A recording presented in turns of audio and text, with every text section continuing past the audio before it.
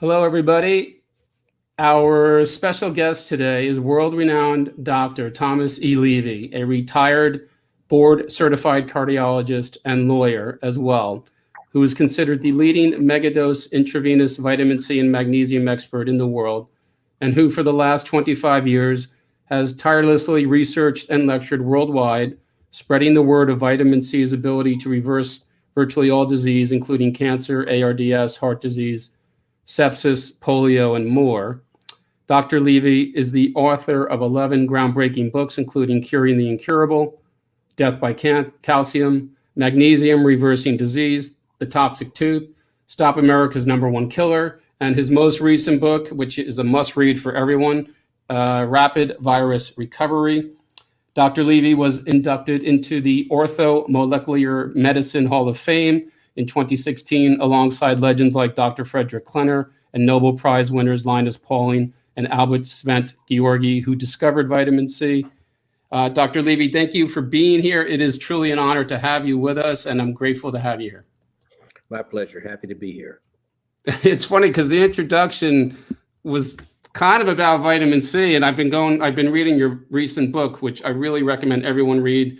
You could get it at peakenergy.com. You could get it on other websites. Just Google Thomas E. Levy and you'll find it. But Rapid Virus Recovery is about hydrogen peroxide nebulizing and the miraculous of how quickly it can help infections and stuff.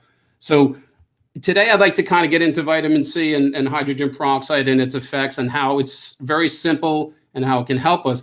But we gotta get into, you are a retired cardiologist. You graduated Tulane in 1976 as a doctor ready to save the world, and we're in a very different place today. So can you tell us just a tiny bit about that and how working as a cardiologist next to a dentist led you into the discovery of intravenous liquid vitamin C?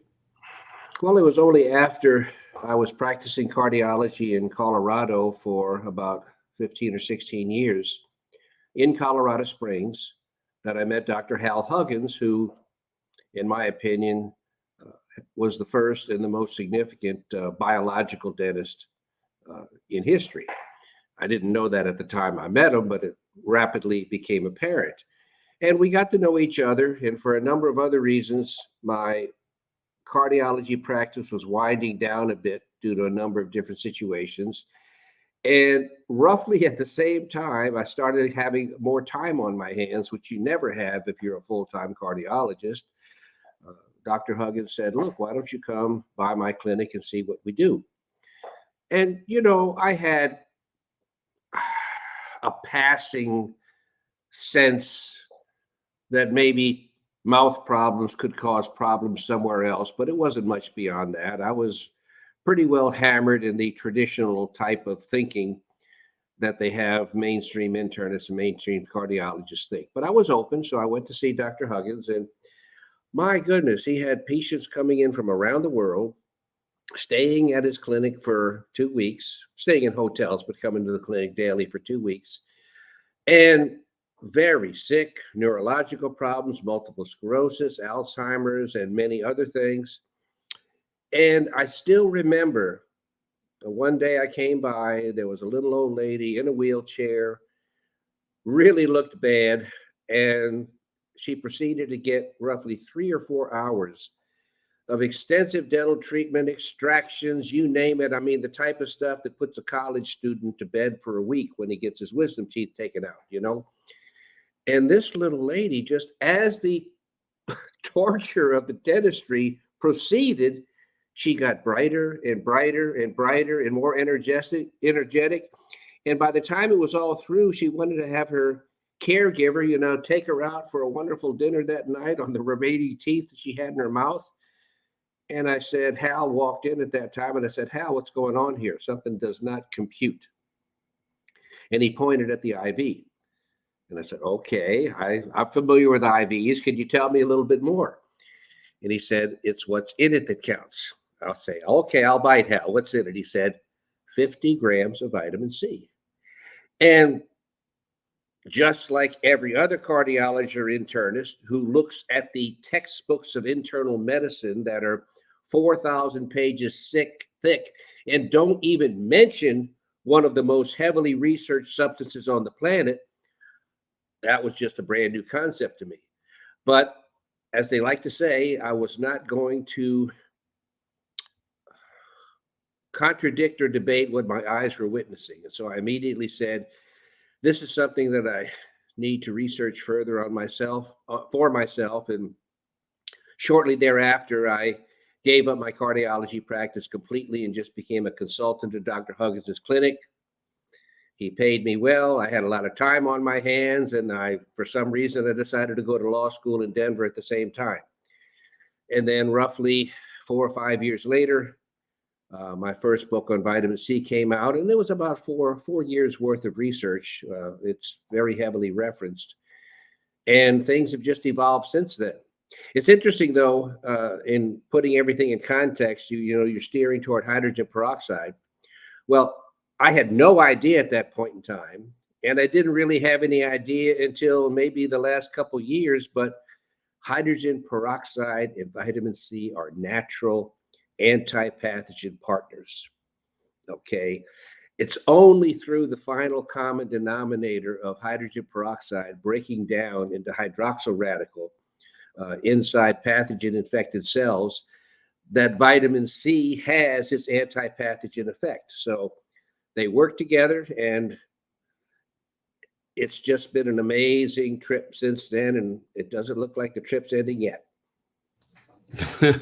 Yeah, I mean, so that's just amazing. So to break this down and distill it, what we're really saying is you were traditionally trained in allopathic normal medicine, and then you took this turn to what we would say naturally, you like to call it naturally or scientific effective medicine. Scientifically based medicine. It's called scientifically based medicine. I hate the expression alternative medicine. Yeah. That indicates that regular medicine is the real medicine, and we're just another choice you can take. Quite the contrary. Mainstream medicine has little or nothing to do with science, and everything about it is designed to promote a prescription drug rather than a natural treatment or a repletion of nutrients and other factors that allow the body to heal. So no, we're the real medicine. I've got news for it. Yeah. So I want to read something from your introduction on your new book, Rapid Virus Recovery, because it ties into where I want to go with the simplistic things we're going to say about the wisdom and knowledge that you have about vitamin C and hydrogen peroxide. So this is in the introduction to Rapid Virus Recovery. Let me just find it here. So simply put, the research game is fixed to never conclude that anything reliably causes something or that anything can ever be cured.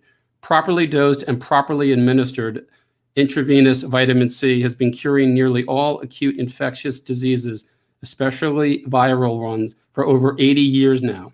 Many different articles have documented its benefits in this regard, yet no current medical textbook even mentions vitamin C as a potential or possible treatment for infectious disease.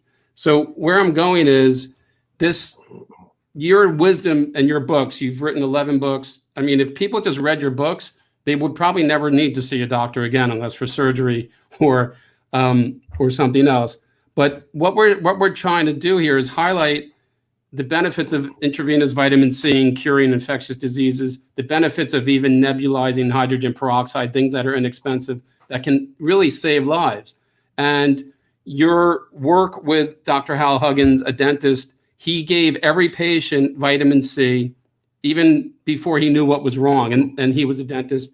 Dr. Frederick Klenner reversed polio in the late 40s using intravenous vitamin C. Linus Pauling, like you, is a member of the Orthomolecular Hall of Fame for using vitamin C. So basically, why is vitamin C so effective?